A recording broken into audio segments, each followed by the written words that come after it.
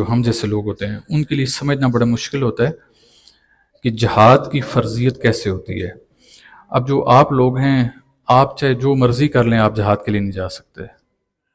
کیا آپ کے پاس اتنے وسائل موجود ہیں آپ یہاں سے فلسطین جائیں گے؟ آپ کے پاس راستہ موجود ہے؟ نہیں، وہ بھی موجود نہیں ہے۔ آپ کے پاس بے سر و سامانی کا عالم ہے، اس بے سر و سامانی کے عالم میں آپ جہاد نہیں کر سکتے۔ تو لہٰذا جہاد کی فرضیت بھی دیکھی جاتی ہے کہ کس شخص پہ جہاد کس مد میں لاگو ہے۔ میں اگر وہاں پر بندوق اٹھا کے نہیں جا سکتا، لیکن میں زبان و بیان سے جہاد تو کر سکتا ہوں۔ میں نے آپ سے کہا فلسطین مارچ کا حصہ بنیں، سمجھے میں نے بھی اپنی جہاد میں حصہ ڈال دیا۔ اب آپ اس مارچ کا حصہ بنیں گے تو آپ بھی اس جہاد میں حصہ ڈال دیں گے۔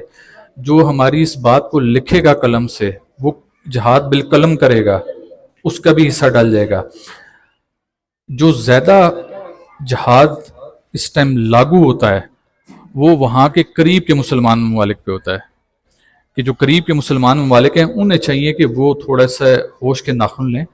وہ معاشی طور پر مضبوط بھی ہیں، اور میں سمجھتا ہوں کہ بہت سے لوگوں کی نگاہیں وہ سعودی عرب کی طرف بھی ہیں، پاکستان کی طرف ہیں ہی ہیں، لیکن سعودی عرب کی طرف بھی ہیں، کہ سعودی عرب ایسا ملک ہے کہ دنیا کے بے شمار ممالک کی جو معیشت ہے وہ سعودی عرب پہ چل رہی ہے۔